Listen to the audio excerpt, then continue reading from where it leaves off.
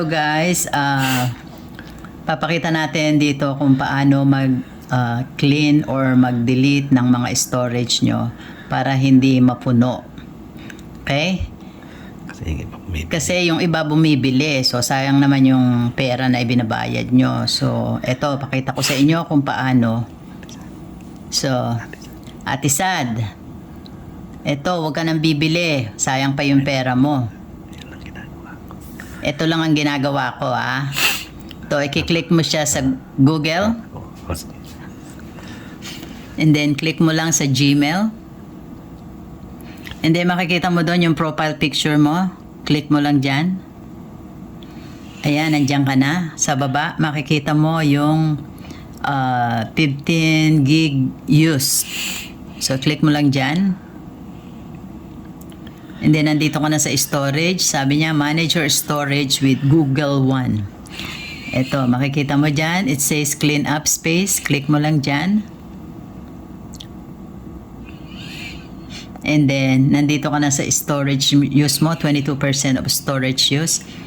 Pupunta ka lang sa large photos and videos.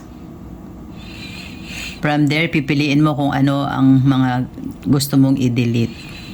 Or kung ano, hindi mo kailangan, i-delete mo na yan lahat para ma-clear na yung ano mo, storage mo. For example, itong ano, kiklik mo dyan sa round na yan.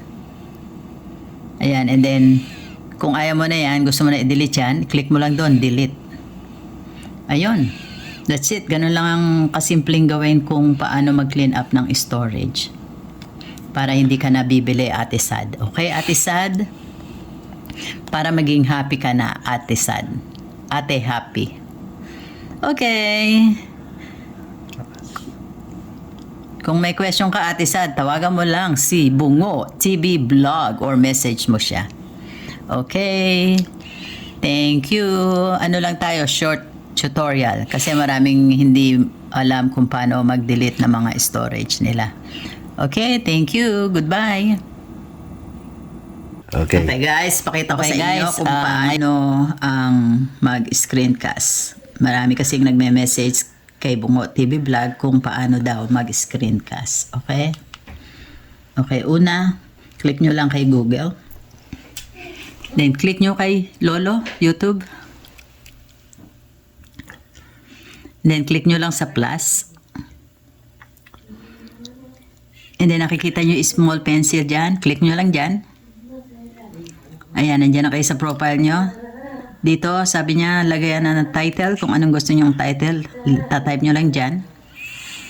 And then, hanapin nyo si screencast. Click nyo lang.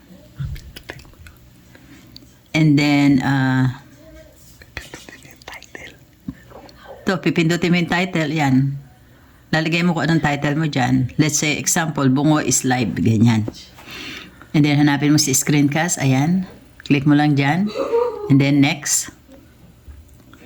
And then make sure na naka-highlight dito sa no, it's not made for kids. And then next. And then click mo sa got it. Then magbibilang siya 2, 3, 1. And then click mo dyan sa arrow. Click mo sa share entire screen. And then click mo sa share screen. And then now, i-click mo siya sa photos. Then pipili ka na dyan kung alin ang gusto mong ilagay sa screencast. So let's say ito. O video. Ito, let's say itong video. Click mo lang dyan. Guys. Tapos, click mo sa camera.